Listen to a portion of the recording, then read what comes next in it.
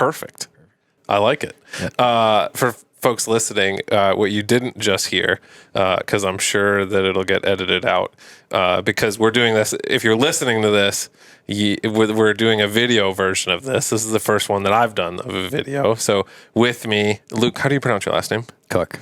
So Luke is here with me. We got connected via Instagram, as everybody does nowadays. And we went on a hunt last week, and he said, and I said, we should do a podcast. And he said, we should video it. And he has a video background. And so we were just sitting here talking about how you sync audio and video, because I have no idea what the hell I'm doing. And so we made sure to mark sound and audio. So if you'll probably see some teasers for this episode on our social channels. And we're talking about a foray into YouTube. I will say, I don't know that this will be an every time thing, considering I travel and do all of these things, but I do want to do more video. People have heard me say that many times. I'm on the record. We were having this conversation post Hunt Friday about my disdain for editing. Yeah. Video is king. It's hard to get it all done. It is for sure. But thank you so much for making the jaunt down here to Northfield and sitting down to do this. How I know you're a true professional, and how I know that I am somewhat Spartan in my living is when I bought my house, I asked them to keep all of the window treatments, i.e. the curtains, in the deal of the house. And you went, are those curtains yours? And I looked at them and I went, oh, that's going to be fun on video, because I did not pick those out, and they're very not me. So it was either that or you have really good interior design skills. Yeah, I mean, I feel like I have a decent interior design skill set, but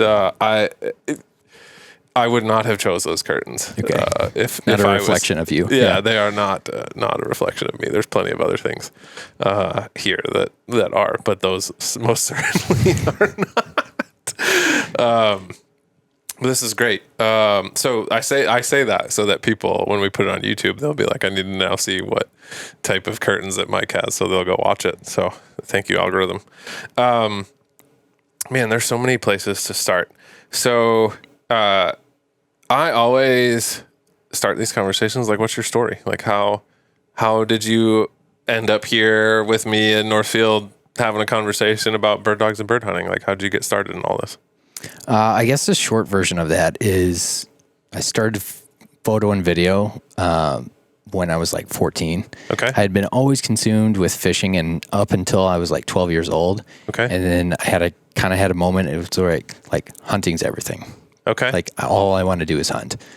And so I turned 14 and I was kind of like interested in cameras, and it's like, well, I might as well film deer hunts and turkey hunts and that kind of ordeal. And that kind of bled over to college, and I figured out that I wasn't very good at science and biology.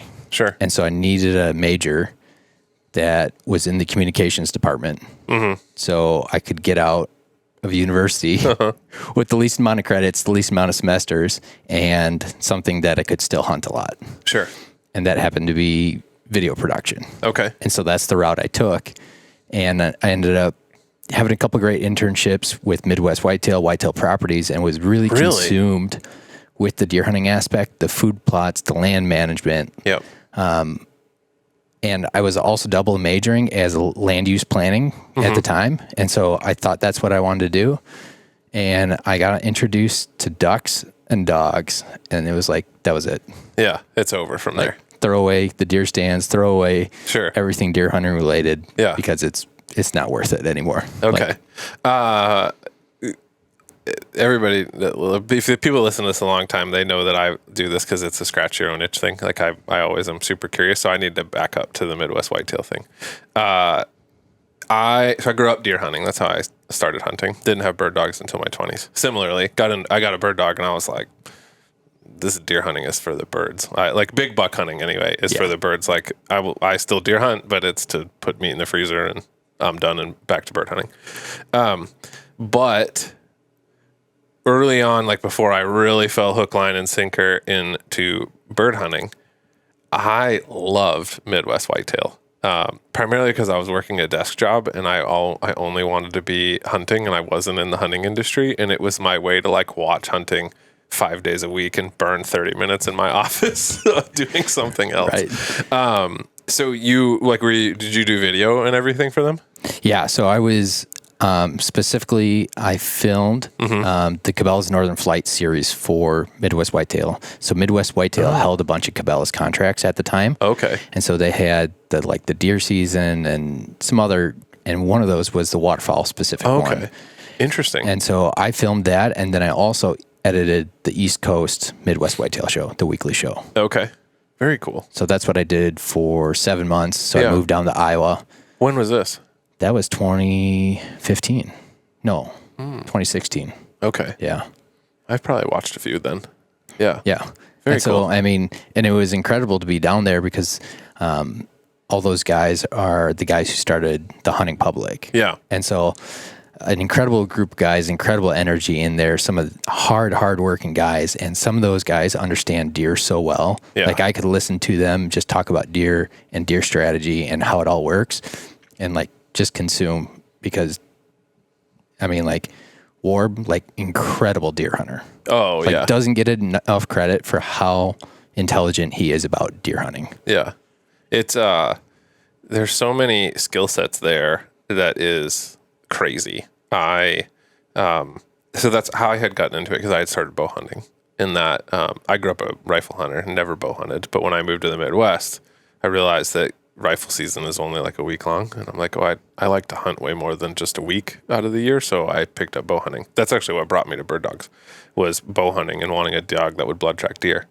And I got a versatile dog that would blood track deer and do all this other things. And I found all the other things and was like, to hell with that. I'm going bird hunting.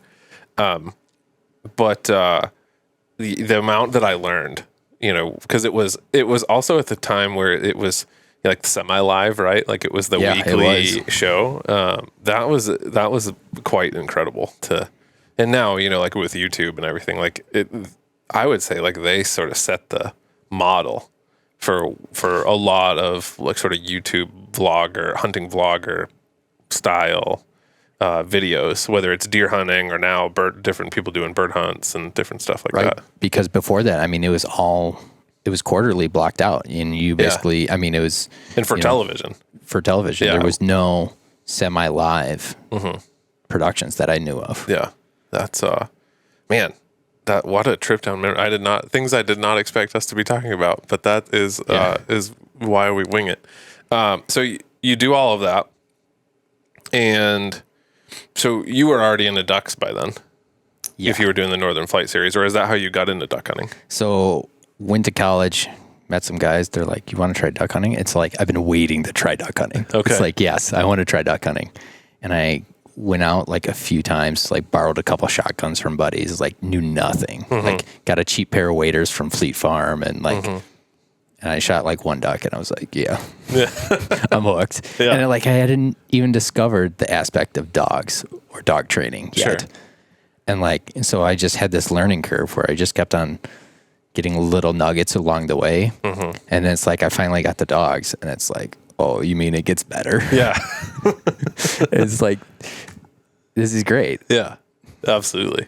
That's how I was. I got the dog and I was like, oh, that was 13 years ago, 12 years ago. And here I am. So it's been a wild ride. When did you get your first dog? So I got my first dog a year after college. Okay. Obviously, college makes it a pretty tough situation to have a dog. So I'm as soon as I get out of college, I'm getting a dog. And so I had helped start a Ducks Unlimited chapter when I went to Stevens Point, and the youth and education chair knew that I was looking for a dog, and this was my senior year of college. And he's like, "Hey, I'm going to have a litter the next year." And I knew his dog. He had sent photos of his dog, and it's yeah, I'm interested. Sure. And so, he knew I was a college kid and he gave me a good price on it. And that's how I got my Black Lab Jeb. Okay. I was going to say, so Jeb's your first dog, your only dog. Jeb's my first and only so far. Okay. Yep. Nice. And he is 6? He's 6 now. Okay. Yep. Talk to me about learning to train Jeb. It was definitely interesting. Started basically picking up all the books and YouTube that I could find. And it was like, well, I don't know what I'm doing. And so Sure. it was like, I mean, I remember having YouTube open and then like running a drill or like trying to figure out what I'm trying to do with the dog like tomorrow. And so between that and phone calls back and forth and like Phone calls with friends who had gotcha. dogs or, mentors that had dogs, but like it was a lot of time on YouTube to figure out how to train that dog to where I wanted it to be. Sure. And there was a lot of people, the term meat dog gets thrown around, right? And it's like, well, I want a little bit more than that. Sure. And it's like, and so I have a good buddy who got a lab really similar time, just a few months after me. And his dad had run hunt tests before. And so it's like, oh, I guess he's going to do hunt tests. And it's like, well, like, could I join along? Like, Sure. And we did a little bit of training back and forth. And it's like, yeah, like most good labs can go out and get a junior title. Sure. Pretty easy. And it's like, at least it's a title on the dog. Yeah. And so I started doing that, and it's like, I got introduced to the hunt test world, and it's like, this is kind of fun. Besides sitting out in the sun and baking the entire weekend, if it's toasty, right? Yeah. But it's like the training aspect. It's like everyone's here trying to elevate their dog and make them a better dog, and it's like it's to the benefit of you and the dog that they're more trained. Yeah, that's how I've always looked at it. So Ugly Dog is a big sponsor of NAVDA, North American Versatile Hunting Dog Association, which is some short hairs, wire hairs, more of the versatile breed dogs like mine, which involves field work, water work, retrieving, all sorts of things. And when I got into it, when I got my dog, very similarly, I started getting involved in that. And I always looked at it as, I want a hunting dog that will do all of these things. This will sort of hold me accountable and bring me along to have a dog that is capable of doing these things. Because, otherwise I'm going to be doing the same thing. I'm going to be on YouTube and reading books. And I certainly did a lot with that, but being involved in an organization and working with a bunch of people and running these tests brought it to a whole other level for sure. And I've ran into so many good people in the dog training community. I mean, just being in close proximity to people that have been doing it a long time, most of them are more than willing to help you out. For sure. I mean, they don't want to step on your toes, so they're not going to give unsolicited advice. But if you ask them, they'll be more than willing to share. Oh, yeah. Yeah. Well, that means you're around good people. Yeah. Yeah. When you're around the people that give you unsolicited advice, then maybe that's a judgment on their character. No, I couldn't agree more. And I mean, it was very clear that you've done a lot of work. I mean, we had that situation on Friday, where you lined Jeb up and gave him a back, and he was like, "See ya. Like, I'm going to take a line and I'll come back when I'm ready." And that was very impressive. I know a lot of people that have a variety of dogs that, like to think that their dog will take a line. And yours and Jeb knows very well how to take a line. And I was like, oh, like this guy's done some work. Like he knows what he's doing. So I was very impressed. Yeah. I mean, and after we got done with basics, one of the main things that I wanted to work on with Jeb was handling, as a duck hunter, staying in a location and then being able to handle him and more than just a left and a right, was extremely important to me. And I use it all the time because it's just how the duck hunting world goes, and using steel shot and a good dog saves a lot of birds from being lost. Yeah. And time. I think this is one of those things. It comes in the NAVDA world. Handling like that comes in at the very, very end of the sort of testing sequence at what we call the invitational. And the dog is expected to do about 100-yard blind over water, and you can handle the dog back or over and all those types of things. So I've never qualified to run in that. I actually will run next year, so I have to kind of teach my way through that. But I've taught it in the past, because before that, what we teach and evaluate the dog on is this thing called duck search. So you send the dog out basically to retrieve a cripple, but you purposely don't give it direction to demonstrate that the dog has the desire and independence to not quit and to continue looking and looking and looking regardless of the circumstance. Because as a duck hunter, you might knock a duck down and where it hit the water is not where it ends up getting retrieved, right? Yep. But I have found myself, particularly when I was duck hunting a lot, that I was like, this would be way faster if I could just be like, no, go left, no, go right, go back, like, and put them in an area and let them search from there, as opposed to spending 5 minutes watching them swim around in the wrong area before they finally, getting or them burning a in shotgun the right shell. area. Yeah, or burning a shotgun shell and throwing it out there to the old rock trick. Yeah, exactly. Yeah. To get a splash and get them in the general area. So it is particularly important to be able to do that for sure. And not to brag too much, but like when I done hunting with Jeb, like Jeb doesn't lose many ducks. Yeah, like they shouldn't. And he, nose to the ground, and you put him in the right area. He does a good job of that duck search mentality. Yeah, and it's like, sometimes like I think a lot of people get really impatient with that. I mean, there's times I'll let him hunt 10 minutes. Yeah. And it's like that duck is nested up on, burrowed up under cattails. It dove. It probably has to resurface. It may have ran up in the woods 50 yards. Oh, yeah. But like it's there somewhere. And you got to be patient and let your dog hunt if they're in close proximity. Yeah. It is.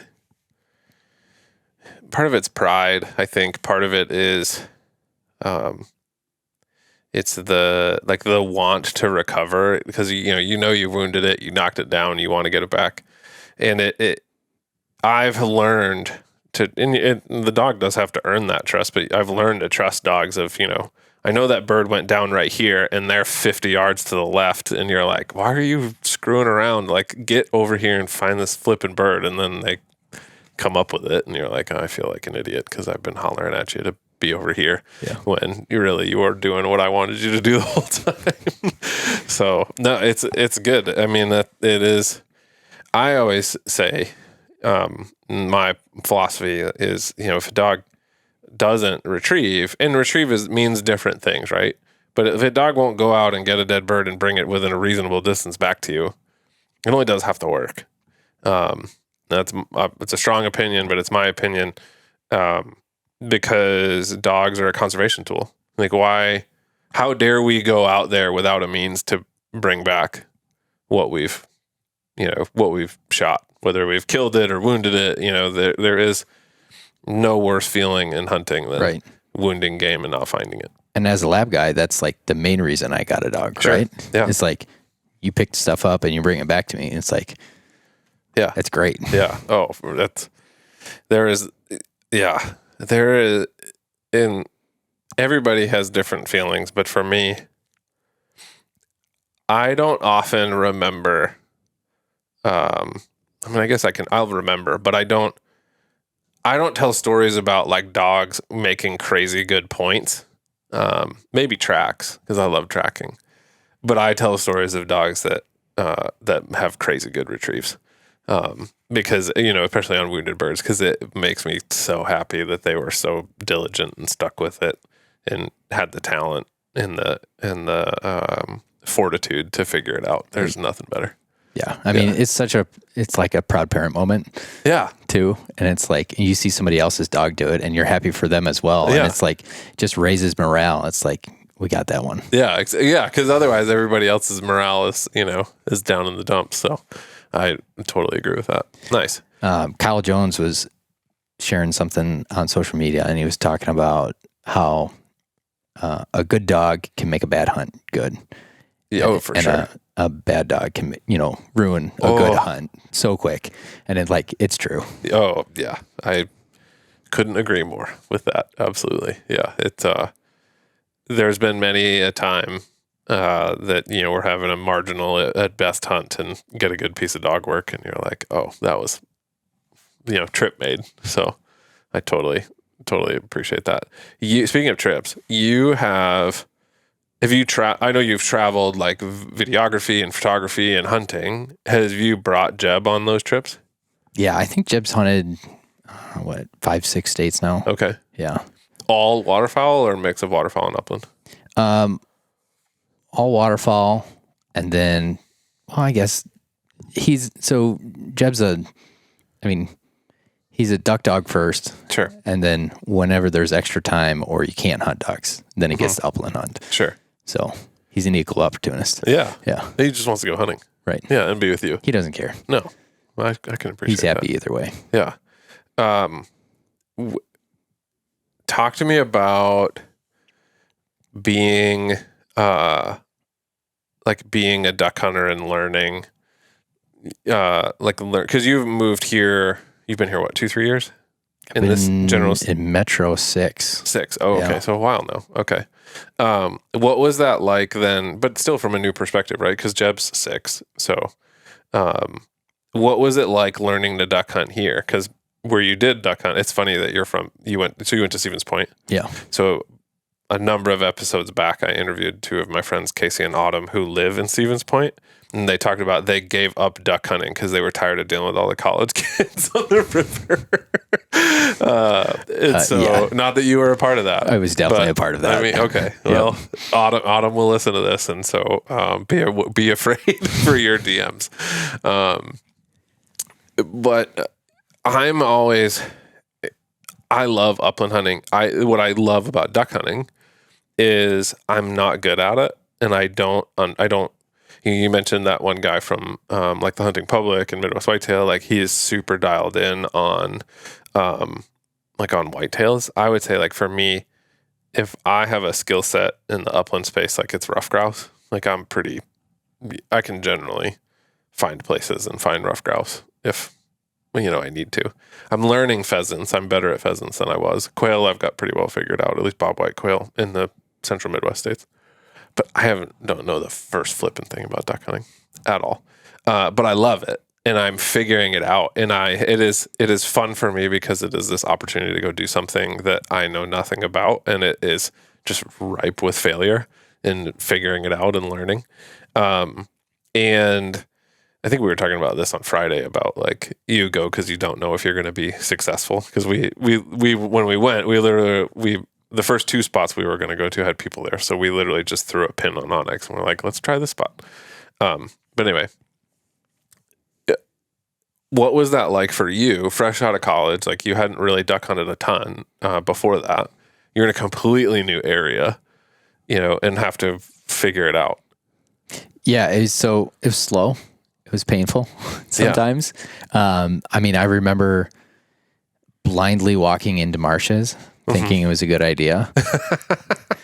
Like in the dark? In the dark. Yeah. Like, never set foot. Like, Onyx was just becoming more popular. So, maybe been Google Earth and then referencing DNR maps to cross-reference. Oh, and yeah. it's like... I remember, that's funny. I remember the days of doing all this on Google Earth before. And I'm like looking at it and show up in the morning and you're like, is this the spot? Yeah. Is this not the spot? And like the one pothole was completely dry. Yeah, there's no water it's like, here. I guess we're not shooting any ducks here today. Yep.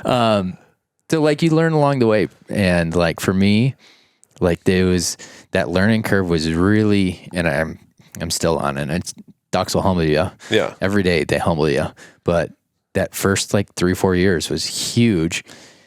And then, so when I did do Northern Flight, I hunted like 11 states that year. Okay.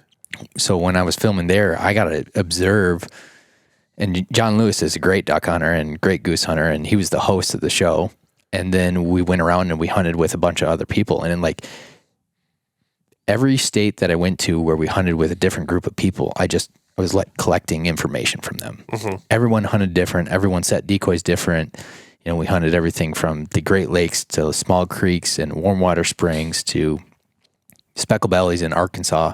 And so it was like all these different people and styles and all the knowledge they had collected over the years. I was just soaking it all in. So I felt like that helped my learning curve, my growth curve substantially. And then when I moved to Metro in Minnesota, that was like, that was the first time I had lived in a big city. Sure. Because, Stevens Point was like 25,000 people. Mm-hmm. And before that, I was in Monroe, Wisconsin, which was like 10,000. Yeah. And that was the county seat. So, that was not big population centers. And so really figuring out like how to deal with pressure and how to evade it and what will and won't work. Because waterfowl will not, they get stale quick. And like, so you have to really understand, when you have to constantly have your finger on the pulse, because if you're waiting for major weather events, you're going to miss birds. Like there's always calendar ducks and geese that are moving in, that are getting pushed from high pressure areas to low pressure areas. Sure. And if you just sit on your couch watching your weather app, like you're going to miss birds. I would agree with that. Yeah. Well, and especially like this year, if you were waiting for that this year, right? They never came. We didn't get a major weather event until the last week of the season. Yeah. And a lot of Minnesota was closed already. Yeah. So, and there's people on Facebook griping up and down that there's not ducks. Well, if you go to the same 3 spots and you check and there's not ducks, there's not ducks for you. I say that about people that grouse hunt too. I mean, now granted, in the Midwest, grouse are down this year, but there's plenty around. But if you only go to the same 2-3 places you go, you're missing a ton of birds. I don't remember exactly when this was, but my buddy Mike and I, we were out pheasant hunting in south central Minnesota, and we had hunted our way like into a spot similar to like us, and it's the afternoon, sunset comes, and we're like, oh, okay, it's over. We got to walk back to the truck. We're walking back to the truck. I have never seen so many wood ducks in my life. I'm telling you, without exaggeration, hundreds of wood ducks piling into the slough, and we knew we couldn't get like close to the slough, but there was like a dike, and we were like, we feel like if they fly like this in the morning, that we'll set up on the dike and we'll be into them and we'll have a great day and we'll be in pancake for breakfast by like 8 a.m. So we make the decision we're going to hunt the next morning, and we go down there, and every bird on that slough got up and flew the other way. So, but there was no weather event that I remember being like, why are all of these birds here? Like there's no big weather coming. There's no big weather north of us. But that, like you said, calendar birds, they're just there because it's time to move. Right. And birds will stay in an area if they have food, right? Yeah. And if things aren't getting iced over. And even if it is starting to get icy, like if they're not getting pressure, they'll stay comfortable there. Oh, there's 3 dozen mallards on the river in town right now. Yep. I mean, at least. And a lot of guys like to complain like, oh, there's so many ducks after duck season. It's like, yeah, there's ducks after duck season because nobody's hunting them. Yeah. Like they have an area to rest and they're not getting pushed around. And, the major areas that you see 15 boats or 10 boats or, heavily used walking areas, they can rest there and they can settle in and like they're not getting hunted every day. Yeah. They're not getting shot at there anymore. Right. So they've learned that it's okay to be out. It's the same, you'd go drive around now at dusk and there's 10 deer in every field because they're not all hunkered down and nocturnal anymore because season's over. Right. So they're not getting the pressure. Yeah.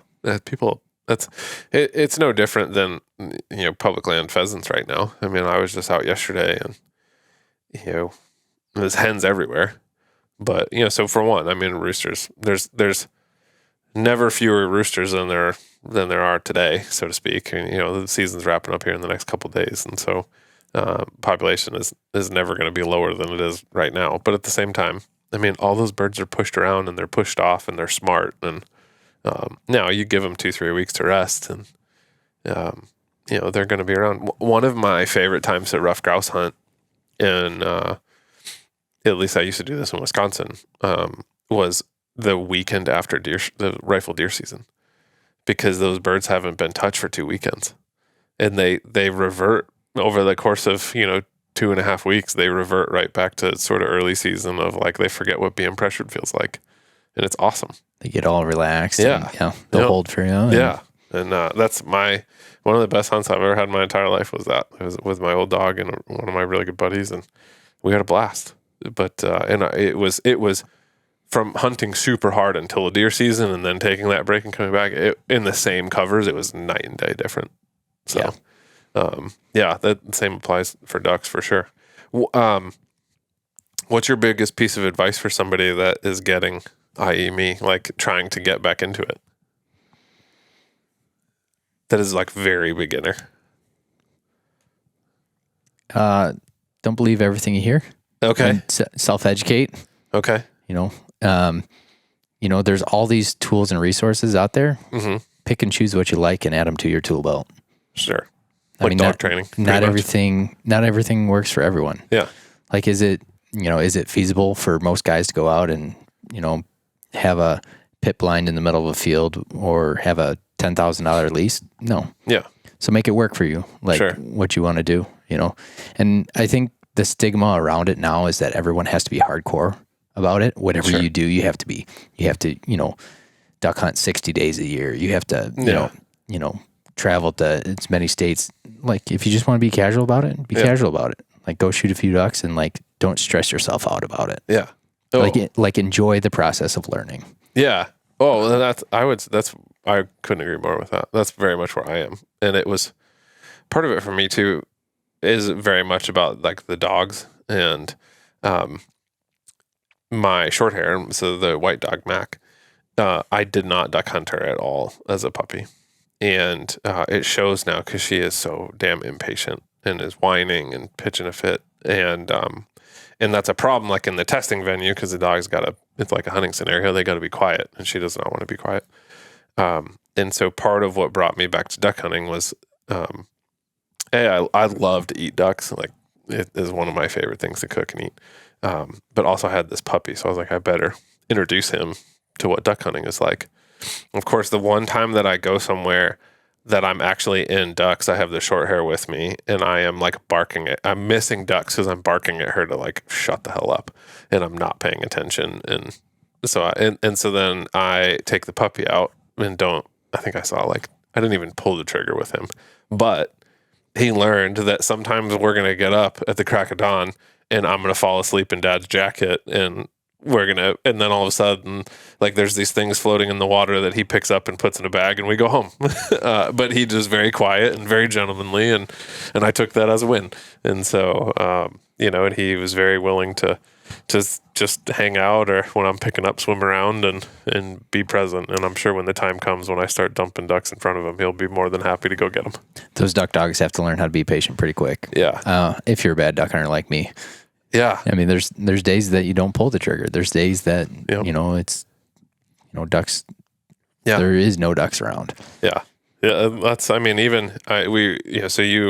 Corey, who we had on recently, and Colton, and we were in those layup blinds for 3-4 hours and did not hear a peep out of those dogs sitting in dog blinds behind us. And they're just hanging out. And all those geese, I mean, Corey had called me the night before and was like, I have never seen more geese in town than I have right now. And he's like, they're not feeding in my field, but they're feeding all around. I'm confident we can pull geese. And we saw 2 flocks of 12 birds, like right at shooting light, a mile away. and they all must and every one of them was flying in the opposite direction. And that's just, like you said, it'll humble you real quick. Yeah. Especially geese. Yeah. Best laid plans, and they're like, nah, we're gonna go over here today, and not even close to you. Geese are something else. Yeah. Like, I tolerate geese. Okay. Like, I loved hunting ducks, and they're more majestic, and like, it's the gentleman's thing to do is to go hunt ducks, and like, I'm just ate up with it. Yeah. And it's like geese, like, I tolerate. And it's like, I think it's, because they are so frustrating. Yeah. Yeah. It is a bit of a chess match. And that literally was a 24-hour turnaround. I mean, it was, because I think that's what intimidates me the most about waterfowl is scouting. Because I'm like, all right, so it's a spot that's an hour away, which means that if I'm doing it right, I'm going to look at it the night before and putting ducks to bed, and then I'm driving home, and then I'm driving back an hour again and 4:00 in the morning and trying to have at it. And I tend to do more of what you do, is what you were talking about when you started, is like, I'm like, oh, there's water in that, an onyx. I should walk in there. And that's in the dark with a headlamp, and you're like, oh, there's no water in here. Well, you get two distinct groups of people. You get guys that only field hunt, and you get guys that only water hunt. And it's like, if you only water hunt, like, you can pretty much guarantee you're going to see birds. Mm-hmm. Like, if you're over like good water, like, there's going to be at least some birds around. Not saying you'll decoy them, not saying you'll kill them, but there'll be, waterfowl hanging around water, right? Yeah. It's not rocket science. And the guys that are good at field hunting, though, I mean, it's, significantly more time on the scouting, putting in your homework. I mean, there's times you'll scout a field 3-4 different times before you hunt it. And it's like, and then you wait for that one day, and it's all for the glory. It's all or nothing. Sure. And then if you burn them out of that field, the process starts over again. Yeah, you do it all over again. Yep. It is a wild ride. But at that, for me, where I'm at now, like that's I think why I like it is because it's one more thing to figure out and to try to get good at. And I would rather follow dogs any day of the week, but being here in Minnesota, it is awesome to have the opportunity to do a bit of both. So now the hack that I learned this year is if I want a duck hunt, I'll try to go pheasant hunting the afternoon before. Or like around, like I will purposely go pheasant hunt somewhere that I want to duck hunt so that I can at least go get a lay of the land and look at the water and all of those things. And so, it has helped shorten my curve of where I should and shouldn't go. And I'm the opposite. Okay. So every place or some of the spots that I took you the other day were because I duck hunted there. Oh. And I'm sitting there in the cattails and I hear pheasants. Okay. And it's like, okay, this is, we'll put this one on the good list, right? Okay. What, this is an interesting question. You can pass on it if you feel like it'll give up spots. Cause I certainly don't want to do that. But what's your sweet spot in terms of distance to get away from people? Like how do I phrase this appropriately? How far do you drive? What's a drive time to get away from people and pressure? Generally, I'm thinking like metro, right? So this is something that I deal with here around the cities is I'm always curious about where does all the pressure from the city go? Is it close to the city or is it farther away? And I have a hypothesis, but I'm curious on what you think. Well, my hypothesis is that it's both. Okay. That it's both near and far. Mm-hmm. Obviously, the close spots are going to get hit. Sometimes they get overlooked. Like, I think the one thing that I've learned is sometimes you got to check in. Yeah. Like you don't go, to every spot all the time, but like sometimes like you just got to change your personal pattern and pop into a spot and see if it got missed that day or somebody else didn't hunt it. Sometimes like it's a fresh piece that day. And like for pheasant hunting, it's like you can do really well. Yeah. Or maybe it hasn't been touched in 3-4 days. But like obviously the main highways out from any metropolitan area are the main arteries going out to any location. Sure. And so I kind of look at those and the dispersion of potholes, water, public land, whatever specifically that I'm hunting across the landscape and to see how people would disperse across that. Yep. We have enough hunters and we have enough limited land and public land that you're going to run into people, whether you go a half hour out or 2.5 hours out. Sure. Like I went to South Dakota and last year I duck hunted out there and I have never seen so many guys waterfowl hunting, and that was on a draw application. And so even limiting the number of people, South Dakota has gone to a draw, and it's like there was so many guys. It's like, were you in a very prominent waterfowl area? Yeah, okay. I was. Yep. I want to put in for a waterfowl draw in South Dakota, particularly because we see when we go for a part of 1 week. We see so many ducks, and I don't think that I've ever seen a duck hunter when I'm there. But I think it might just be where we are. How South Dakota does their draw, different zones have different allotments, and there's different number of tags. And so some of them are easier to get than not, and like sometimes they have leftover permits. But South Dakota is getting harder and harder to draw. Yeah. And like good for them that they're managing that pressure. Sure.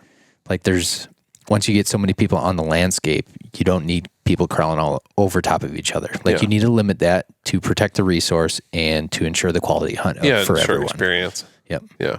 To not limit the hunting access so significantly that people can't do it, obviously, but to give everyone a good chance. Yeah, absolutely. Yeah, that is, I need to look more into that because maybe even where we go, for all I know, maybe it's not even open that particular week or whatever, but there's this one walk-in we hunt, and it like, as somebody that loves to eat ducks, I'm like, it pains me to not be able to duck hunt this piece of property because it is just crawling with ducks. I've never seen anybody in there hunting it. Like unless, because there literally is this many ducks, unless whoever hunted it the first hour of light, and they all shot their limit, and they got out of there, and all the ducks in there are just from after that. There's a lot of pieces that get overlooked too because they're walking pieces. Sure. Once again, you get kind of two camps. You get a lot of guys that drag boats out to South Dakota. Sure. And they want to boat hunt. Yep. Because there are larger bodies of water, and they're hunting divers or bigger populations of ducks in those areas. Mm-hmm. Or you get guys that are hunting big fields together. Yeah. And it's like sometimes you can slip away from the pressure by hunting those walking spots by putting in that sweat equity. Yeah, you're going to walk in somewhere with a dozen decoys on your back. Because a lot of times as a pheasant hunter, you're going much farther than the average duck hunter will. Oh, sure. Yeah. Like, you get 2-3 miles back, you're not going to see a duck hunter. No. Be very shocked if you saw a walking duck hunter that far. Yeah. Yeah. I have a spot here that I love to duck hunt, and I didn't see another boot print in there until November. And so I was like, oh, okay. Like somebody has finally decided they were committed enough to come in all this way. 'Cause it was a walk, but I think that's probably where my deer hunting upbringing comes in. 'Cause I'm probably like, a deer hunter, know, like, no, they were very clear. They had brought layout blinds or something in there. 'Cause it was all, you could tell they had kind of tried to set up a hide in there.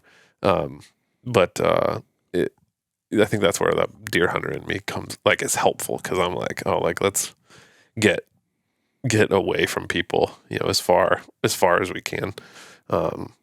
Even for me, like pheasant hunting, I will look at a piece of property and go, where are people not going to go in here, or don't want to walk all the way over there, or don't want to walk through that? And how do we go over there and hunt that? Yeah. So going back to the distance, I haven't quite figured it out. And yes, especially because there's enough, Minnesota has such a rich sporting culture that there's hunters everywhere, but also, and it's populated enough, particularly in the southern half of the state, that there's enough quote, like local people hunting that regardless of where you go, like those pieces are going to get pressure. But I have found there's places between here and the border, like of Iowa, or here in the border of South Dakota, that, in my opinion, people drive by because they're like, oh, it's better, insert place here, I'm just going to go there. And they draw, like, the amount of, like, I always think about this of like people that drive from here to go to Montana to pheasant hunt. And I'm like, do you know that you just drove through western Minnesota, South Dakota, and North Dakota to go to Montana to pheasant hunt? Like, what? I mean, yes, it's Montana. It's awesome. And there's all sorts of things. But like, think about all the birds that you drove by to go, to go do that. And I think about that in Minnesota. And I will also say, and this was a stark reality for me yesterday. I was hunting with a gentleman that hunts a lot in South Dakota, but hunts on private land.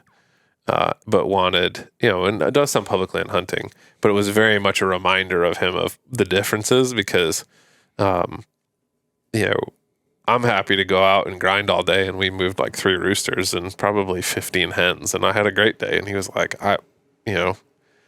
we'll see 15 roosters before lunch. And I'm like, oh, this is public land within that's a luxury. 3 hours of the Twin Cities. Like, what do you expect? So, but I at least for me, like I think we had a great hunt on Friday. We moved, I don't know, close to 10 birds, hens and roosters by the time we got out of there. Like, and now granted, we walked for an hour before we found birds. And then all of a sudden, like I remember like shooting light came and I couldn't get the dogs out of there because they were just pointing birds left and right. Good thing we short hopped that one corner and then went back to it when we could shoot. We got there eventually. Yeah, eventually. But I think it's a lot about perspective. If you're only doing it because you want to shoot a limit of ducks, or you need to shoot your 2 or 3 roosters, you're sacrificing the experience, or your like your expectations of that experience, right? can very quickly hinder your time out because it's not what you want it to be. And I do feel like we're seeing a lot of the older generation. They're kind of disgruntled because, yesteryear used to be better. Yeah. And, we don't have as many ducks as we used to. And like duck numbers are down, or, there's too many people, or they're losing private land access. And there is a lot of barriers. But it's like, we're here now. And we can still have a positive outlook on it. Yeah. Right. And we can still enjoy our experiences. We don't have to be negative Nancy's about it. Yeah. I think I agree with that. I think it's also tough. I don't love the it was, better 30 years ago argument. In some things I do, like rough grouse in the southern Appalachian Mountains. There's a big difference there. Yes, ducks are down. Are ducks materially down, or are it particularly a very much older generation? Is it just you remember the awesome hunts, and you don't have awesome hunts as often anymore, and so is it just that much more exaggerated that it's not a good time anymore? Right. And I don't know, but I try to always keep the perspective, and I think that's why I like being here, and I don't mind going out and only moving a couple birds, because I lived in states where there were 0 birds to go hunt. And so I'm like, there's a piece of property 10 minutes from where we're sitting that I can go, and I can guarantee you we'll at least find a couple hens. And that puts me over the moon. Do I hunt it all? I haven't even hunted it this year. I won't. I will just go run dogs there in the spring. But I think that's amazing that I have that opportunity that's super close. Now, if you were born and raised here and 20 years ago, you could shoot a 2-bird limit through November. Yeah, sure. It's a bit different, but right. And my problem with the guys that complain about it and then toss their hands in the air, and it's like, well, that's what it is, or quit hunting. And it's like, is that really what you want to do? You're not going to reinvest into, public lands or your community, or, having more sustainable waters, or improving water quality, or habitat. We have all these great organizations that are, being champions for that, whether it's Pheasants Forever, National Wild Turkey Federation, truly incredible, doing a lot. RGS doing great timber stand improvement stuff. There's things that we can do to impact wildlife populations and help them trend upward. For sure. We don't have to sit on our hands and do nothing. Yeah. Well, absolutely. And that should be the responses, instead of throwing in the towel. It's what can I do to make it better. I don't know if it was with you, or maybe with the guys I was with yesterday. 50 years ago, they weren't tiling fields. That water had to go somewhere, and now, you pull fence rows out and pull out the grass and plow it and put tile in and plow up cattails, and then it's just agriculture now. There's one less pothole on the landscape that you could hunt. And, so not only, I feel for those guys, because not only do you have less access, it's harder to find places to go, but there's less opportunity, and they're more crowded, and so I get it. But how do we stem the tide,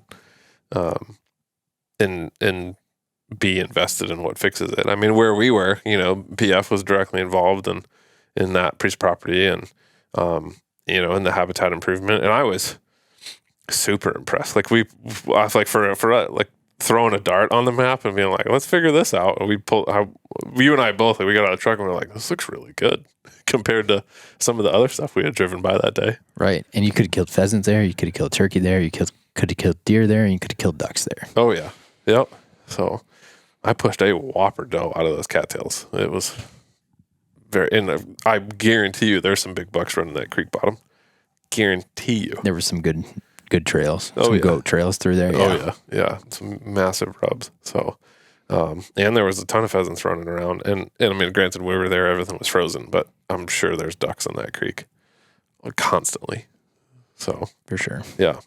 When are you getting another dog? It's I've been pushing. I put you on the You spot. put me on the spot. I've been pushing it off, Mike. Yeah. I've been not wanting to talk about it. Okay. So Jeb turned 6 this year. Sure. He had a little cancer lump on his neck. Oh, I didn't know got that. taken out. Okay. They got it cleaned up. He's doing good, but it was and that happened right at the beginning of goose season, September, and it was like made me really think about things. And it's like, what is the perfect time to start another dog? Sure. And it's like, I have a really tough time. It's like, I don't want to take away Retrieve. Yeah. When he's good and he's healthy and like he's going, hopefully he has a lot of good hunting years ahead of him yet. Even if he doesn't hunt every day. So like figuring out that timing, would be really hard. Yeah. And I haven't figured it out yet. I haven't brought myself like, I'll look at litters like weekly, and like if I see the right litter, maybe I could. And really, I should put a down payment on a good. Sure. I'd probably get another British Lab. Okay. I'd probably get another black one. Okay. And that's what I like. That's what I mean, that's why I have a marketing company called Black Dog Marketing Company. Like I'm just emotionally attached to black labs. Sure. And so, I need to get another one. I don't know how soon I can start another one. I appreciate you being honest about that. It is for folks, you're on your first. And I can remember being there, and I think Plex was 9 when I got a puppy. And life dictated that. I probably would have gotten a puppy faster, just because I'm impulsive like that.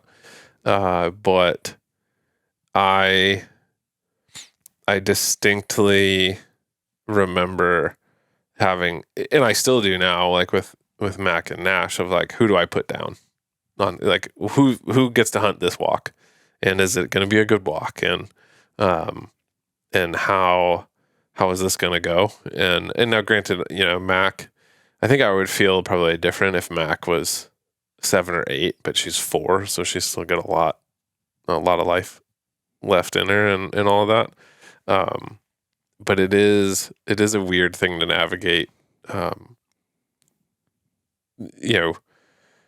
especially in your situation. I would imagine part of your season, you didn't know, you were waiting on test results and, not knowing what that was going to look like. I can remember when Plex was older, I was like, you might be done. I can vividly remember one hunt where the wheels just came off, and I was like, this might be your last season. I don't know how this is going to go. And I don't, my mind had to shift into like, I need to start thinking about these things so that I can try to squeeze as much out of it as I can. Right. And having another dog in that mix makes that more complicated, because you got to be fair to them and get them work and exposure. Yeah, and it's situational too a lot. It's like, I duck hunt a ton. Yeah. And it's like, I don't need 2 dogs at the same time. Sure. And if I hunt with other buddies and a lot of them have a dog too. Yeah. Then we are sitting at 2 dogs, which, if you got 2 guns, there's definitely times you got 2 runners or, 2 ducks, and it's like clean up quick, you're back in the blinds quick, and like it's a great dynamic to have multiple dogs. Yeah. But for me, like I'm a one dog guy for now. Yeah. Like I don't pheasant hunt a ton. Sure. I hunt him till he's tired, and then I'm good. Yeah. I'm good, he's good, and we go home. Yeah. I think as you were talking, that was what was in my head about, I think the multiple dog thing is a bigger conversation in the upland space, because they're running 100 miles an hour, and it is harder to get an all-day dog. The puppy's a puppy, so there's a little bit more go there. But I couldn't hunt Mac all day. She runs too hard. And that's not a brag. That is some dogs don't have a first, second, and third gear. All they have is 4, 5, and 6.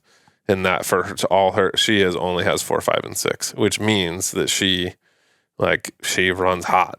and eventually she's going to need to cool off. And I can't hunt her all day. It's especially this season, I've seen it the most of like, oh, you are wrecked after a couple hours. And so in my opinion, you impact the longevity of a dog the more you kind of it's like pitching, right? Yeah. Like if it's you a lot let of him stress throw on him, right? Yeah, you let him throw 130 pitches as opposed to 100, that arm's going to wear out way faster than just letting him throw 100. So, but then if you only have one, you're kind of limited. Now, the other side of that is I have buddies with dogs that those dogs pace themselves my first wire hair, she was a pacer. You know, she'd never really she wasn't a barn burner. And so I could hunt her almost all day because she just was sort of steady Eddie and easy, going along. But so do you see a difference a lot too between pheasants and grouse? No. I think where I would tell you I see a difference is probably the most difference that I see is like short grass prairie birds and pheasants or grouse. Because I think on a short hair anyway, on her, pheasant hunting I would actually argue is the worst because it's abrasive. The CRP and cattails, and she's a short hair, so she doesn't have a super, super thick coat. And so she's pushing cover constantly. It's wearing on her body and, all of that. And still running 100 miles an hour. In the woods, it's a little less so because she can kind of weave in and out, but she's still bouncing off the things because she's a clown. Whereas like short grass prairie, there's nothing, it's just her in the grass and running. So yeah, pretty open. And it's not super tall, so it's not, it's not blue stem or cattails or anything. It's just, So how do you see your two dog dynamic changing in the near future? Yeah, that's a good question. Nash needs another year to tell me what he is from a range perspective, in a diligence, like a speed or a pace perspective. He has a very similar pace to hers, but he has a much better coat, because he's a wire hair and his breeding, he has many assets, but his coat is probably his best asset for late season pheasant hunting. I mean, my buddy jokes that like his coat might as well be cast iron because you don't need to run a vest on him. You don't need to run anything. I mean, it is harsh. It is impressive how dense his coat is. He shows very, very little wear and tear. I think as he gets older, then it becomes like exercise management. And we'll see like how hot he gets when you cut him loose. Whereas you saw Mac, like she did not want to even stand out in the truck while we were trying to put stuff on. She's like, let me go. And then runs at the same pace. She's all gas. Yeah. Yeah. She is all gas, no brakes, as high of an RPM as you can get it. So I think if nothing else, I will be more likely to run one at a time. Right now, because he's a puppy, I will run like right now this season. My schedule is often I will hunt him alone. I will hunt her alone for a shorter hunt. Like I will hunt him for an hour and a half to 2 hours alone. I'll hunt him or hunt her for an hour or, a smaller piece alone. And then depending on where I am and what my day looks like, then I'll hunt them together for the rest of the day. Or I'll hunt them together and then I'll maybe go back to running him again alone because I want him to get reps and experience and also kind of give her some breaks. In the future, I'll probably go back to running, just flip-flopping one and the other and going from there. But for him, because he's young, my priority is putting him in as many scenarios as I can. So how important do you feel like it is to have an older dog like that mentor a younger dog? Irrelevant. Yeah. Yeah, I think that's a wives' tale. I would actually tell you, for him, running with her is a problem. Well, it was. This weekend it proved otherwise. But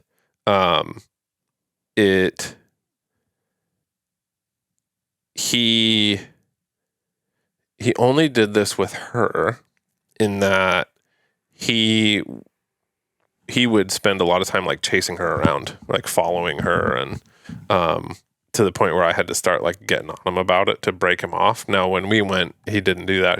I've pretty much broke him out of that probably in the last 2 weeks. So that was one thing. Like he was running around, mostly following her, not hunting independently, which is a problem. So that's one thing. And then two, she knows what she's doing. So particularly because he was following her around and he didn't quite know what he was doing independently yet, she would find birds and he wouldn't. So I want him to have the opportunity to find birds and find them independently, whereas she's finding birds and he is just like, we could call it a cover dog. Like he's just covering her. Like she's always in the front finding the bird and then he comes up from behind and backs. And it's this scenario of like, he's always number two. And like, I need you to be a performer. Like I need you to be like, I need two dogs that are number ones and that can be nice with another dog that's on the ground. Whereas like the best scenario that I could have ever asked for was that last scenario when we were hunting, when Mac was on point and we went over there and it ended up being that hen that flushed. And I was like looking around because my watch was like, he's on point, and I thought he was backing her and I just couldn't see him. And that bird flushed and I still couldn't see him. And then I looked and I was like, no, he's 40 yards away pointing a whole totally different bird. And he finally like figured out on his own, like, I need to go hunt and do my own thing. Yeah, that was cool to see. Yeah. So I'm not saying that it's not possible. There are certainly things. I would say dogs are more likely to learn bad habits from other dogs than they are to learn like the right thing to do. I would agree with that. And so I generally, that's not training for me. It's more, I would tell you, I run them together reluctantly because I know that it can prompt bad habits, more than it like teaches anything. I'm sacrificing polish for time of field and like experience doing the thing, and I can polish it later by running them together. And your dogs cover enough ground where it's not a coverage issue. Yeah. Well, and that wasn't always the case. I mean, my old wire hair was a pretty close working dog, so I would actually argue, it took my short hair probably 2 seasons to kind of find her run, how she is now. Whereas that first season, and she was young, so she was still learning, but was a pretty close working dog. I thought he would be closer working than she is, but he has demonstrated that he is very willing to stretch out, actually more than she does. So that'll be interesting to see like what year 2 looks like for him. Yeah, that's super exciting. Yeah, it is. It's I'm very, very lucky. I got very lucky picking him and with my breeder and all of that. It's been good. I'm going back to why I asked you the waterfowl thing. That makes sense though. Like I'm at the point I'll probably never take her duck hunting again, and it's not her thing. And also I don't want to sit in a duck blind and drink a cup of coffee and listen to a dog whine. So I can, and I don't, hunting by myself, I don't need 2 dogs to duck hunt. And generally, if I go duck hunt with like if we were to go duck hunting, I probably wouldn't take either of them. Maybe if I trained more for multi-dog duck hunts, which I should, I would just rather, that's probably the best opportunity I like watching other dogs work is waterfowl hunting. Yeah. I mean, it's so fun when you do have multiple dogs and they can honor each other. Yeah. And like it does when they have to sit there and watch another dog get a retrieve or get multiple retrieves, like it throws another gear in them, right? Oh, yeah. Like, Yeah. those lines clean up, like they swim hard, they drive back hard. Like there's no doubt in their mind what they need to do. Yeah. Oh, there's an aspect of this invitational test I was telling you about where you have to honor another dog retrieving, and the test is for your dog to sit there and watch another dog retrieve and not try to steal its retrieve. And so this summer I will be doing, switching off back and forth retrieving and with my shorter and the puppy and doing, so they learn to take turns, and maybe we'll have to get together and put them all out there and go back and forth. And because it really, the test is for her to be a good citizen, right? To sit patiently and wait and not be causing a ruckus and all of that. So that'll be fun to There's work nothing more annoying than being on a duck hunt and somebody's dog breaks. Yeah. And what really gets me too is like, you'll have some of these guides and high profile hunters or whatever you want to call them in the outdoor space. And they'll be out there bragging about their dogs. They get 1,500 or 3,000 retrieves in a fall. And it's like, yeah, but I watch your dog break on every flock that you have the phone recording. Yeah. And it's like I've seen that like on Instagram reels and YouTube videos and like stuff. You don't have a finished dog. Yeah. You don't have simple obedience down. Yeah. As soon as the layout blind bursts open, the dog's off. And for me, like that's a safety issue. Big safety issue. Nope. And the other one that I see a lot of that just makes me cringe is guys will have a not very well behaved dog and they'll put them in A-frame blinds. It's like, I'm a very anti dogs inside of A-frames. Okay. And I love my dog. I want my dog next to me. But when we are in an A-frame blind and there is, 4 or 8 guns lined up in a row there, like a dog does not need to be walking down an A-frame blind. Oh, yeah. So you're saying like a dog in the blind that also just won't sit on the end and wait. And they should always have a designated spot specific to them. Place training. When I say place, place is the word that I use. Yeah. It's like that dog goes there, he hides there, and, he's not creeping out. He's not busting birds. Like, it's a safety thing. Like, if we got something going on in the blind, if we got birds working, it doesn't matter. He has a spot to go. And he's not in the way. Yeah, I could not agree more. It's environmental management, whether you're hunting at home, at the truck, any of those types of things, it is crucial. The braking, particularly for waterfowl hunting, the braking, even with a dog that has very high level of obedience, one of the reasons I love like a over the shoulder style lead or a Jaeger lead, as a lot of people call them, is I will take that and I will wrap it around a tree or a bush or a stake in the ground or something, because then I know they're not going anywhere.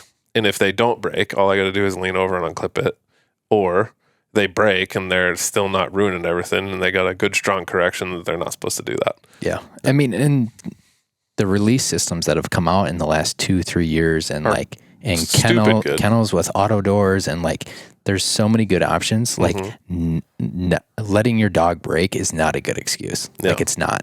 Yeah. And there's so many guys that won't correct their dog on the hunt either. Yeah. It's like, if my dog breaks when he's not supposed to, he may sit there the rest of the day and not get a retrieve. And he'll watch other dogs retrieve all those other birds. Yep. Because he needs to not break. Yeah. And he needs to work on his steadiness. Yep. Or I didn't spend enough time with him, or he picked up a bad habit of cheating somewhere along the line. Yeah, that you didn't catch. And I couldn't, it's the same, with field steadiness and going on this, depending on your level of training and going on the shot and they pick up habits here and there. And, whether it's training or hunting, they learn those bad habits, whether it's ripping birds or something. And I do the same thing. Between judging and gunning for tests, and I can remember very vividly this year gunning at a test and literally watching a guy talk to his dog. Like, why are you doing that when the dog broke? It's supposed to be standing completely until the bird's shot and then get sent. And it's just go every time the bird goes, it's going. And he's standing there like talking to himself about why the dog's doing it. In my mind, I'm going, I mean, I know we're in a test. You don't have an e-collar, but like, you need to do something to get this dog's attention to get it to stop doing this, because just mumbling to yourself isn't going to fix it. So, but it's even worse in hunting. People won't. Whereas I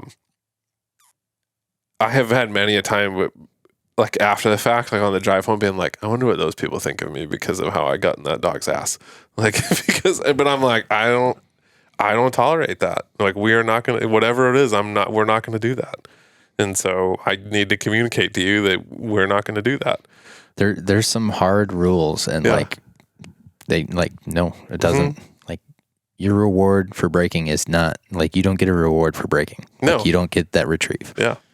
1,000%. That's one of the things we'll do in field steadiness a lot is if a dog breaks and you can get him stopped, you walk over and go pick the bird up and show it to him and just put it in your vest. And absolutely. We're going on. Like, no, we're not throwing it in the air again and shooting again. And like, no, you don't get this one. Sorry.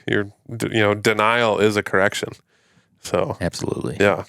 Okay. I have a bunch of like wrap up questions. It's not a lightning round. So, don't think that you need to be speedy, because they never are.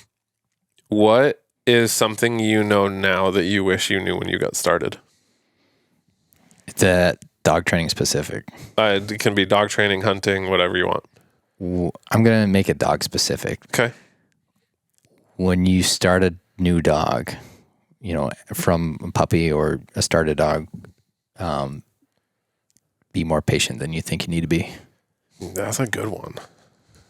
I need to remember that one sometimes. Because, as when I came into it and started dog training, like, you have all these high expectations for your dog, and not that they're not going to get there, but it takes years of building on it to get there. And like, putting too much pressure on a young dog, like, will ruin that dog. It can potentially, right? And it's like, be patient. Like, not every, like, little steps working towards bigger goals. For sure. Yep. Amen. Well done. What's your favorite piece of gear? I feel like you need to make these more specific for me. No, that's why I like, this is my counseling degree. I'm like, let's just lob open-ended bombs at people and let them see what they say. Because some people come up with like crazy good answers. Like, not every answer is a good answer, but some people come out with stuff that's like in left field. And I'm like, oh, I would have never even thought about that. That's awesome. So, okay, I'm going to I came from an ammunition background working at Federal. I'm going to say ammo is like my favorite gear. Like, I love to nerd out about good ammo. Okay. And it's when, like we were talking the other day, it's like, why would you spend all this time, all this energy, all this effort to get cheap on your ammo? Sure. Like, this is the last thing that is in between you and that bird. Yeah. And it's like, if you can have less cripples, be more efficient, and, maybe it's your last bird of the day and it saves you walking another 3 miles. Sure. Like, not that you're trying to end the hunt prematurely, but like, good ammo takes care of a lot of headaches. So spend an extra few dollars, in my opinion, hand load or get good ammo. Sure. And I love nerding out about ammo. Yeah. Like, I'm so much to the point where, like, I created a TSS trap, and I have like a 93% retention on the TSS trap, so I can shoot more. And I'm like looking at pattern densities and trying different chokes. And like, when you say trap, what do you mean? So basically, it's a piece of steel framed with 2x4s in like a 40x40 square. Okay. And then I put a piece of a big roll of patterning paper over front of that. So when you're patterning, you're not really wasting the ammo. So TSS is so hard, it doesn't deform when it hits the steel. So it hits the steel after you shoot it through many layers of carpet to slow it down. Yep. And it drops to the bottom. And then you can keep shooting it, because TSS is like $35 a pound when you're buying it. And so, like, at 93% retention, I can keep on shooting, patterning, tweaking, messing with different wads and powders and all that for a lot cheaper. So my answer is ammo. Okay. Yeah. That is another, that's the same argument for people who like to pattern their gun. Yeah. I don't understand why people don't do that. It's the point of impact can vary so much on shotguns. Yeah. And like specifically from load to load and the choke combination. And it's like, it's amazing for how much people carry a shotgun that they care so little to understand how that's reacting. Sure. With all those variables in there. Yeah. It's like, you need to do it. And you need to have more than a basic understanding of it. Yeah. Yep. I have a basic understanding of it, and I should probably have a better one. But I definitely have certain guns, certain loads, like this is what I shoot, and I'm to the point where, I like to like look at guns in very, like everybody has a bit of like wanderlust, right? With like, well, I should try that or try this. But I'm also very like, I don't know that I'll ever buy a new autoloader in my life. Maybe with one exception, and that's probably the new Sweet 16. But I have a bunch of A5s, and all I look at is like when I go gun shopping is I look at all the old A5s, because that like I shoot those super well, and they fit me and they pattern well for me, and the loads that I shoot, there's different loads for each of them, but they all pattern particularly well. And I'm like, nope, I don't. A lot of people, particularly like this last week, a lot of people are like, what are you shooting? And I'm like, I shoot 2 3/4 inch 6s. Particularly out of my 16, I shoot a ton of Boss, and I have shot that for 3 years, and it has never done me wrong. So why am I going to change it? Boss is good ammo. Yeah, it is. I mean, and there's plenty of good ammo out there, but it is knowing. Like for example, I have a 20 gauge over under that I have not. It's newer to me, and I have not figured it out yet, and it is. It's mildly infuriating to me, because I am like trying to like shoot my way through it, and I do need to go just get a bunch of loads and pattern it. But it is maddening to me when I have, like my 16 or my over under that I shoot a lot, and like my over under for me is like a wand. Like it might as well be an extension of me. But it also, it's fixed chokes, and so I've also dialed that one into like, this is what I shoot out of that, and I know it works, and there we go. So right. Yeah. It's amazing when you find something that does work. Yeah. It's like, okay, you stay together. Yeah. You're not being separated. Nope, we're not changing. What so you're shooting TSS. You're shooting 7s, is that right? I was shooting 7s. Yeah. Which like the uninformed will be like, that's crazy. But I mean, because you're like really down the rabbit hole, why does that work for TSS versus lead? Like, because if you told somebody that at the end of December you were shooting lead 7s at pheasants, they would be like, you're crazy. Yeah. So the density of tungsten is 18 cc's, and the density of lead I think is around 11, and steel is like 9.5. And so you're getting a much denser pellet, and you're reducing the surface area of that pellet, so you're going to get better penetration. And so you can up the number of pellets in your same size payload and have better performance benefits of it. Now, there is a point where you're going to look at a pattern and you may say, whoa, that's too full. Like at 35, 40 yards, there's too much in there, because all that's going to go through meat. Sure. So there is a trade-off. There's a lot of guys that'll shoot 9s for turkeys, and you're shooting turkey in the head. Yeah. That's where you shoot turkeys, and that's fine.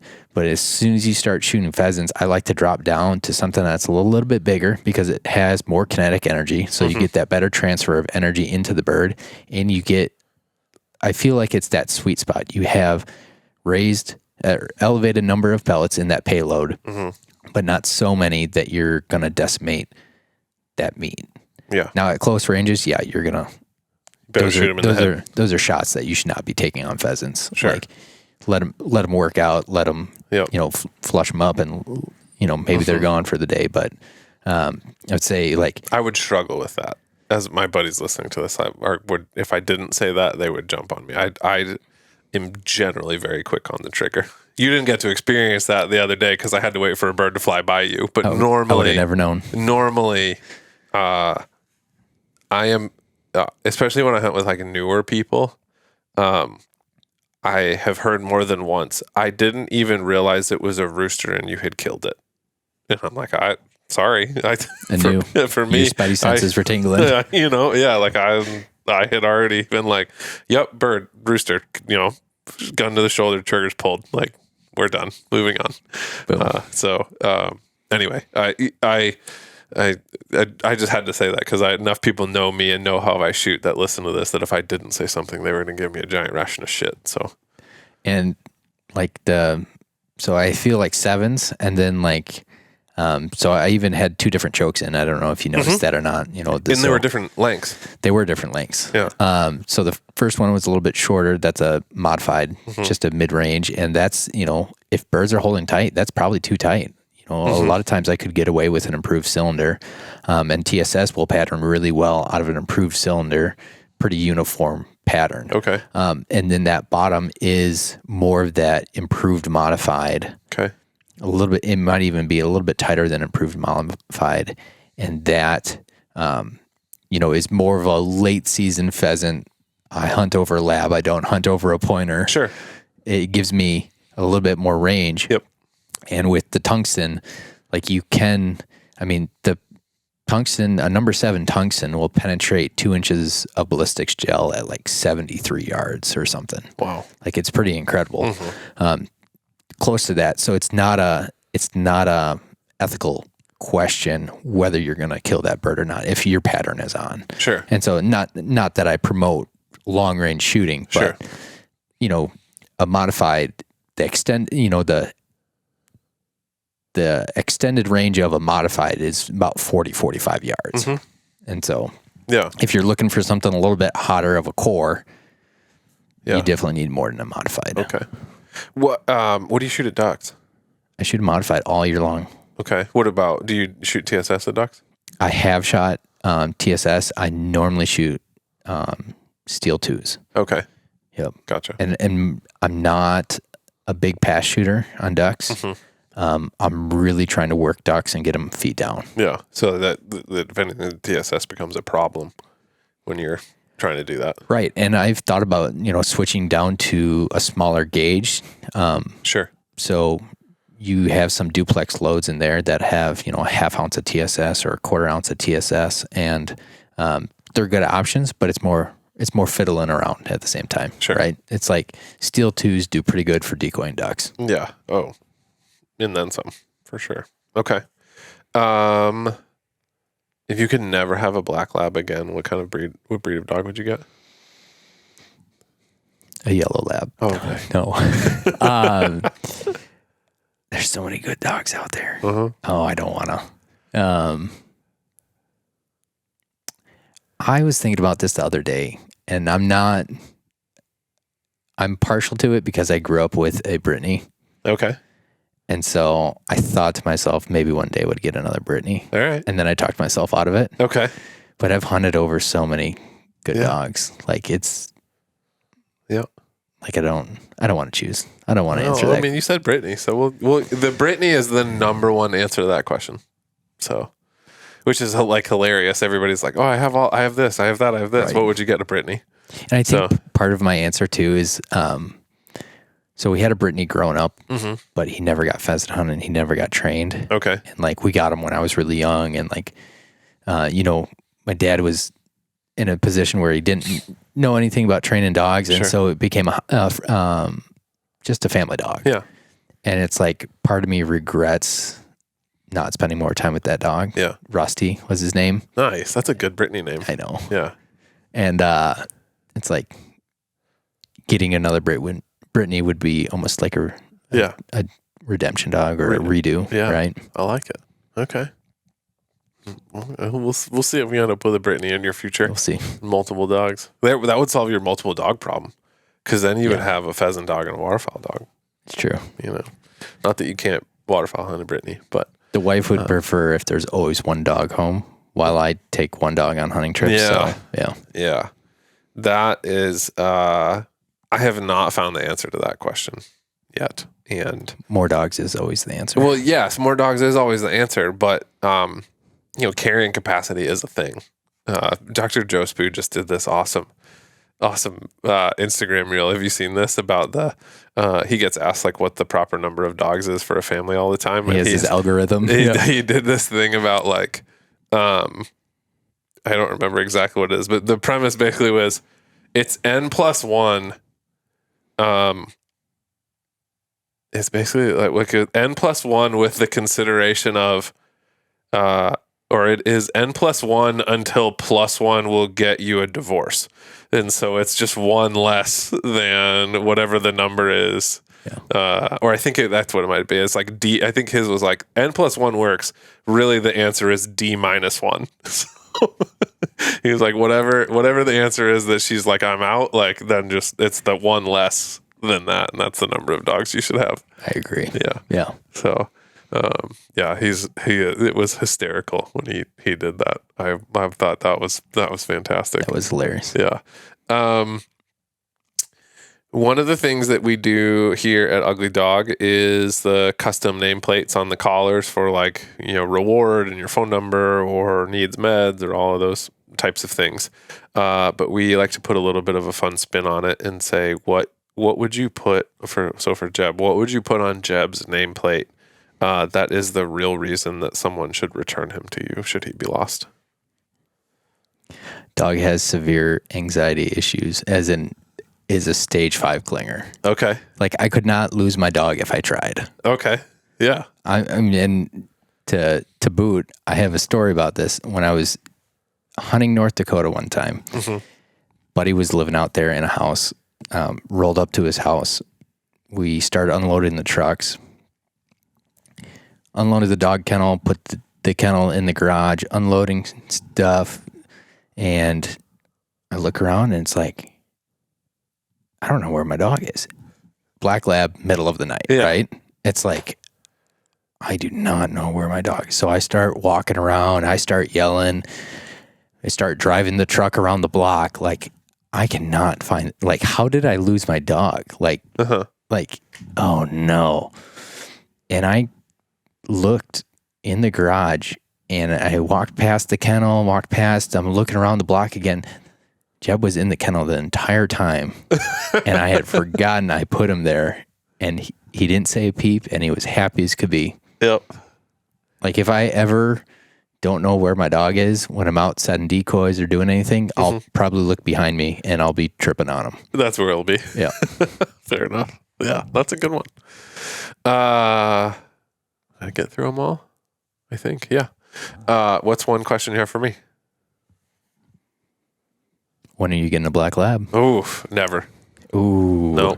I grew up with labs. My family had multiple labs. Never hunted them. It is, I enjoy them and I love hunting with them. Like when I go out with you or I went out with Corey or I just was out with a guy yesterday, Tony, who had one. And they're great and I love them.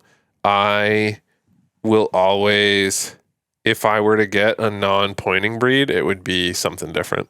It would be a cocker or springers don't really trip my trigger, but something different. For whatever reason, like it just, I'm not curious about it, and it just doesn't. They're too perfect. I mean, you can think that.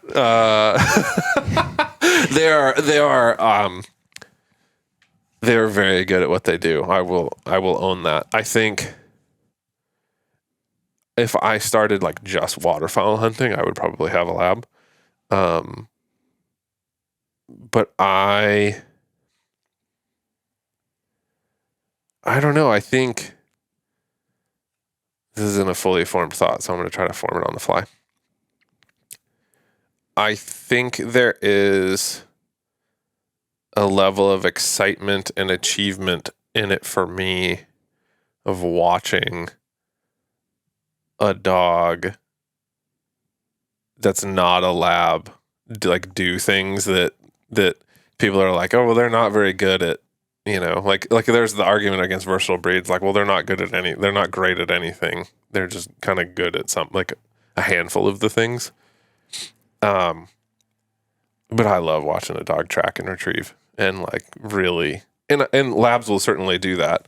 But I think particularly on the wire hair side, Munsties too, are really have a nose for tracking, and can translate into retrieving. And I just love watching that. So They're it's incredible. So it's just not, for whatever reason, like I've had a couple of people ask me that, like, would you ever get a lab? And I'm like, no, it just does not. No, I'm not. I don't know.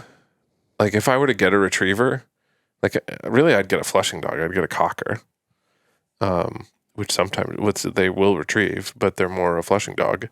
I don't know what I would get if I had to get a retriever. Probably a Chessie. Oh, just because you like the self-punishment. I like a dog. I say this like in jest, but I do like. I call it a 2x4 dog. I like a dog that I could hit with a 2x4 and it'd be like, what are we doing now? Like, like, oh, I'm not supposed to do that. Okay, like, what can we do now? Yeah, I like a little bit of attitude, which, labs. There's certain. I know plenty of labs that, especially American fieldbred labs, are like, You get some that are real hot. Yeah, real hot nowadays. I don't know. I just it just doesn't. I don't, for my style. I'm more on like smaller, faster, bigger running. I go more like, give me like a 40-pound setter that's a missile. Right. You get some of those tiny labs, and it's like they're fun to watch. Well, in the I would say, if I were to ever get one, I would want like brown or black, the 40-pound one that is like perfect canoe size. Yes, absolutely. Yeah. Like Jeb's on his fat kid days, Jeb's 80 pounds. Yeah. Like, I hunt him down to like 73 during season. And like, he's a lot of dog. Yeah. Like if something goes wrong, like it is a lot to get him up and in about or over my shoulder. And it's like, I can see me going smaller, but I do enjoy having male labs. So it is hard to get both. Yeah. Yep. Absolutely. Yeah. And size is a thing. I think, like Nash, for example, is very much on the small side of a wire hair, particularly a male wire hair. But I love I would rather them be more on the small side. Because again, I go back to like durability, longevity. You can see some of these wire hairs and short hairs that are like 80, 90 pounds. And I'm like, let that dog go run 20 miles in a day. And it's hard on the joints. Yeah. See how it holds up. I think about that when the guys have, 100, 120 pound labs. And it's like, you got to hide that guy in the field here. Also, yeah. Like, and they don't make extra large dog blinds. And like getting in and out of trucks and on pavement, it's like that's a lot of weight on elbows and hips. Yeah. Yep. Absolutely. Good question. See, that's well, I was just more, harassing. No, I like it. That's a good one. I've never really talked about that. And I don't have a great answer besides like, it just does not, it is like, I would tell you, like, I feel about like owning a lab, like I feel about like dangerous game hunting in Africa. I have no desire to do it. Like, I have no desire to own a lab. I have no desire to go do that. And it's not, I love hunting like with other people's, but I'm like, this is not for me. Yeah. Yeah. Different speeds for different people, right? I guess. Yeah, probably. It's and I have plenty of people that have them. I love them. I love on them just the same. And I love hunting over them. But I'm like, no, that's not for me. And I see that I could name at least a half a dozen breeds, probably a dozen breeds. And I'm like, nope, not for me. I think the trouble with a lab is, I don't have a good reason other than like, it's just not for me. Like I don't say that because I don't think they're capable or that they are lacking. Like, I would argue if you were a pheasant hunting only person, a lab is probably the most capable breed of dog. If you were a single person pheasant hunting, a lab is probably going to be your best bet. That's going to be a short right there. Yeah, that's okay. That's fine. Gonna get all the non-lab guys mad at you.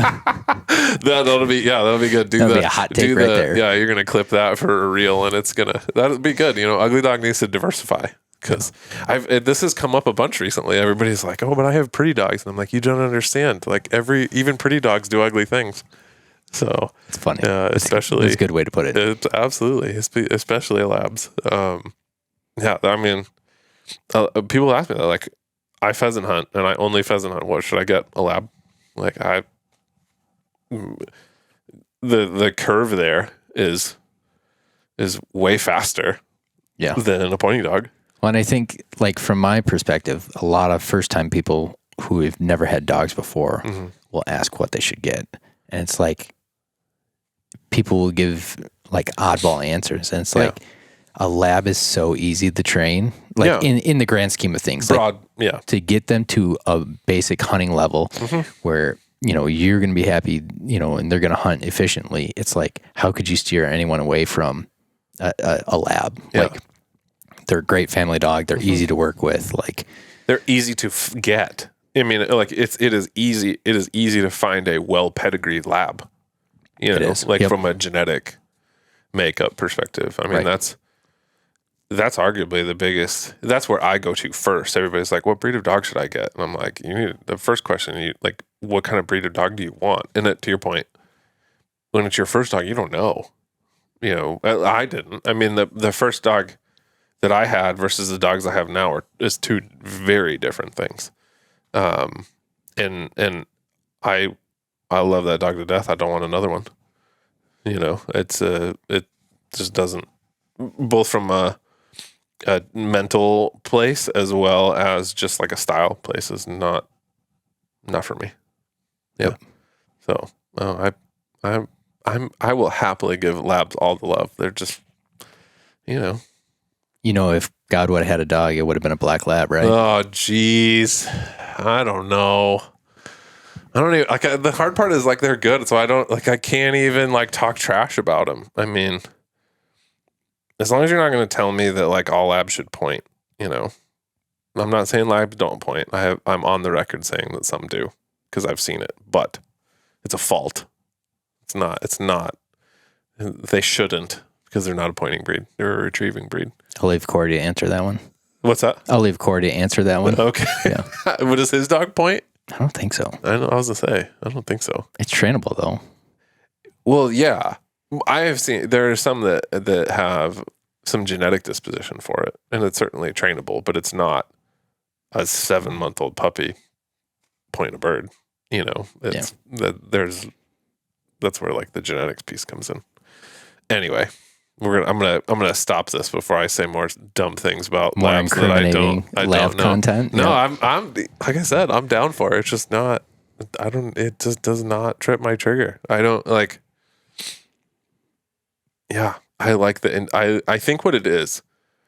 Not that labs can't do this. I like the independence. I like the interdependence of pointing dogs. Like, I want you to be independent and go out and find this thing and then wait for me and I'll show up and I'll shoot it and you can retrieve it and you have the joy of finding it and pointing it and the joy of retrieving it and I have the joy of watching you work and all of these things.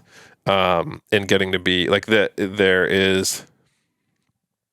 It's not better or worse. It's just a different game. I think that's what it comes down to for me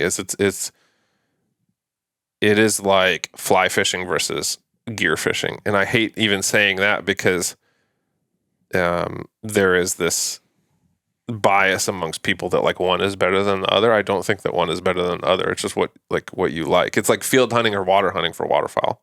Neither is better than the other, but it's like, what do you like to do? Right? I love to bird hunt and I will absolutely go behind a lab and I will have labs down with my pointers as we were. But if it were just me out in a field going hunting, I want to chase pointing dogs. Right. Yeah. And I think too, it's like the different stages of a hunter, right? Like, and there's a dog for probably every different stage that people go through. And like a lot of people get to a point where they want a little bit more advanced pointing dog, right? Like they want something that's a little bit more, and other breeds offer that. Yeah. That a lab doesn't, right? Yeah. Oh, I'm definitely moved into like, I want a dog with juice. Like, let's go. Now, as well as I joke, if I were to, a lot of people ask me like, what would your third dog be? So it's different. So I want like a high power pointer or setter. Like, so I have what really now has turned into 2 more medium range dogs, but particularly Nash brings like that tracking and retrieving that I was missing in Mac. But I want like you're 500 to 800 yards away finding birds. That's incredible. Yeah. Like, let's go. That I would love to have that. It's like in that relationship between technology and how much it's advanced with the dog training. Like, it just blows my mind, especially, coming from a waterfowl side of things. It's like when you're like, oh yeah, they're 40 yards that way and the other one's 60 yards that way. And it's like, it's like a video game to me. Yeah. Because I'm not around it all the time. Yeah. It was funny. I hadn't like, it's so common in my group that we all run Garmin's and we all run watches that, there was a point when we were hunting where I was like, oh, he has no idea how I know where they are. Like, and then I think you saw it and I was like, yeah, like they're right here and that one's there and that one's there. And here we go. I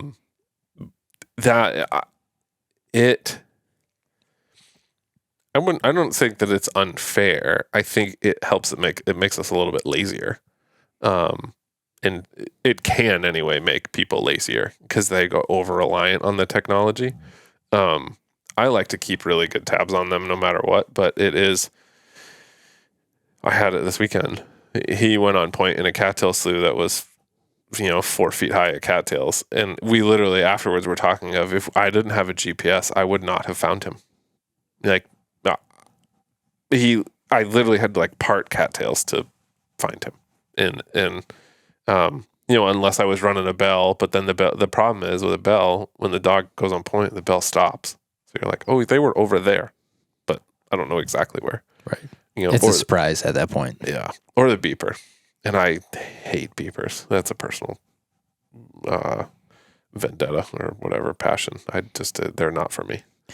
Do you miss the simplicity sometimes though, not having to deal with it? No, I don't. I think it is. I mean, I've run a GPS on dogs for 10 years, so I'm pretty ingrained in it. I like the quiet.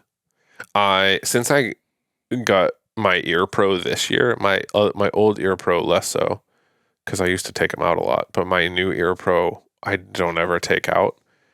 And I actually, for whatever reason, I think I talk to my dogs less than I ever have. And I love that. And the GPS helps me talk to them less. My mentor says, the best day hunting is when you let a dog out of the kennel and you say, hunt him up. And then at some point you say fetch, and then you say out, and then you end the day and you say kennel. And if that's the only things that you tell a dog over the course of a day, you had an amazing day. Like if you're out with your dog and that's the only things you say, you had an amazing day.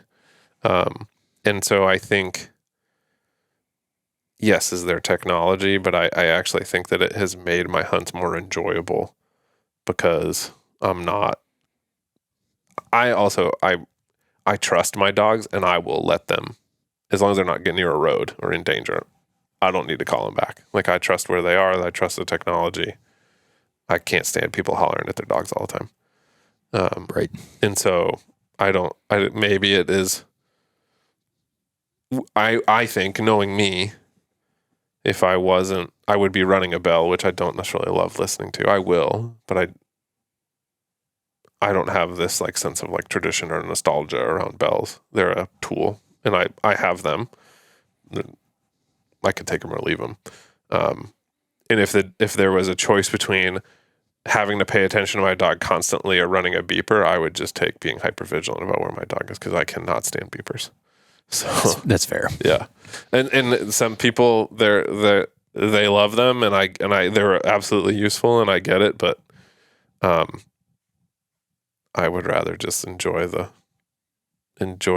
sounds of being outside than listening to either this random fake hawk scream or this super loud ear piercing tone.